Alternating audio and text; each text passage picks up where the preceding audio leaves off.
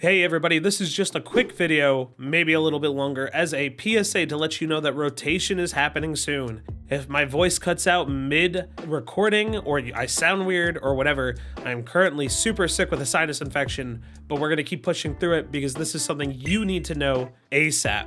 Don't get caught aware, starting on April 5th, we are going to get a standard rotation.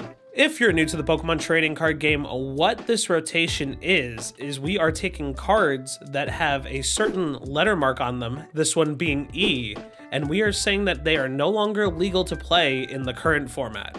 What does that mean for standard? It means that a bunch of stuff is going to get shooken up because of the fact that we are no longer going to have stuff such as Battle VIP Pass in the format.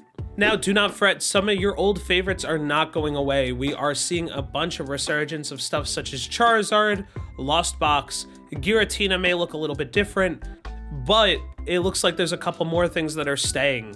For this next part of the video, we're going to be going over some decks that seem to be doing pretty well in the Japanese standard for the Temporal Forces format. The first deck we're going to be taking a look at is Ancient Box. Ancient Box is a deck that takes advantage of a ton of ancient Pokemon that synergize very well with each other.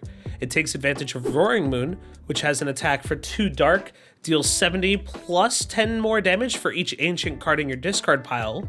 It also uses Koraidon, which has Origin Roar, deals 30 times the amount of ancient Pokemon you have in play.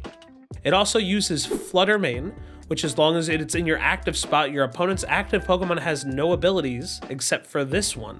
It also takes advantage of the new Ace Spec Awakening Drum, which is an item card that allows you to draw a card for each of your ancient Pokemon in play. If you were looking for a one-prize attacker deck, this might fill that spot. Using a lot of the ancient Pokemon synergies, it's definitely going to be something that a lot of people are going to have trouble dealing with. Another deck looking to be released is for all those Snorlax stall fans out there. The deck is Great Tusk. Great Tusk kind of looks like it's going to play a lot like Snorlax. Your goal is to attack every single turn though using Earth Blast, which allows you to discard 1 card from the top of your opponent's deck, but if you played an ancient supporter card from your hand this turn, you discard 3 more cards. This fills this Durant Mill type archetype that we've seen in the format before, but you use cards such as Professor Sada's Vitality, Explorer's Guidance, which allows you to look at the top 6 cards of your deck, put 2 of them into your hand, and discard the remaining cards to make sure that you discard cards from your opponent. If you like alternative win cons, this deck is definitely for you, especially if you're more of the control type player. This deck also utilizes the new Ace Spec Heroes Cape that gives an attached Pokemon plus 100 HP. That's going to be a real beefy Great Tusk for them to get through.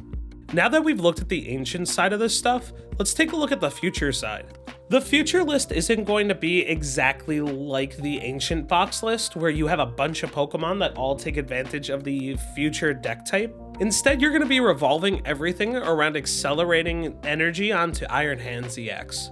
Iron Hands EX's attacks are going to be buffed by Iron Crown EX, which is going to sit on your bench. Iron Crown EX has an ability called Cobalt Command that says the attacks of your future Pokemon, except any Iron Crown EX, do 20 more damage to your opponent's active Pokemon. So the idea is that you're going to ramp onto the Iron Hands, and you're going to use the Iron Crown to make it deal a ton more damage.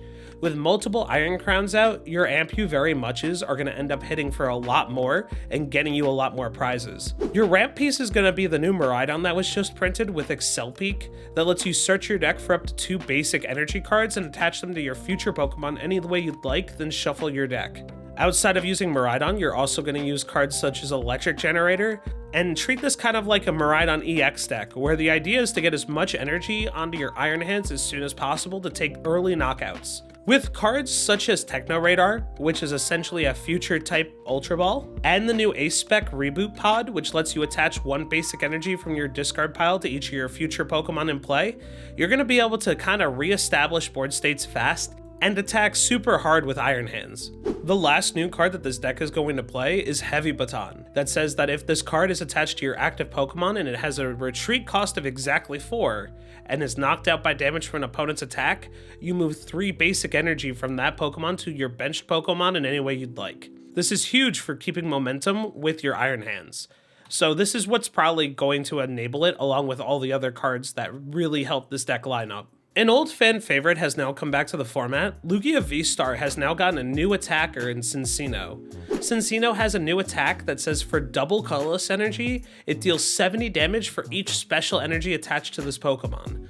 Not only does Lugia V-Star get a new one prize attacker, it's probably one of the best attackers it's had in a long time.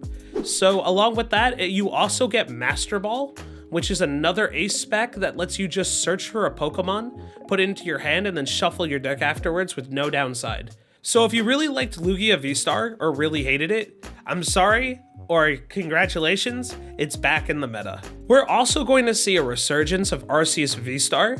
Arceus V-Star has two decks that it looks like are going to be coming into the format.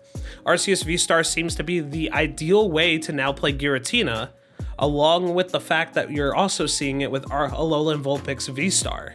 In the Giratina list, it looks like we're going to be able to get Iron Leaves EX as a new pseudo attacker in the list, that once during your turn you may play this Pokemon from your hand onto the bench, you switch it into the active and move any energy from your other Pokemon onto this Pokemon.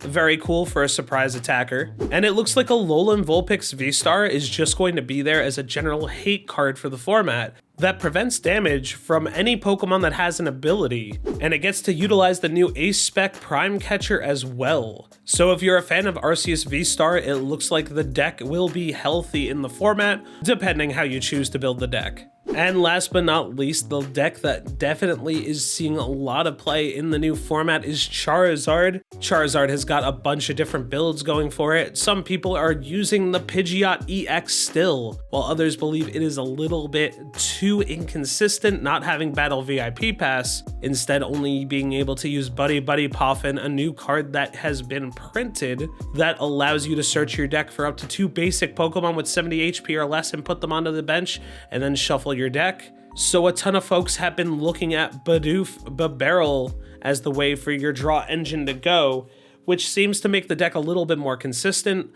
Along with that, other folks are going all over the place for ace specs. I see some lists playing Prime Catcher. I see some lists playing Hero Cape for the other Charizard matchups. I see a list playing Master Ball. Charizard is going to be the wild, wild west out there. So at the end of the day, if you want to play something that plays a bunch of new cards while also having some good old faithful Charizard, EX is the way to go. And for all you Snorlax block stall players out there, all you absolute control lovers, I'll have you know that Snorlax stall is still going to be one of the best decks in the format.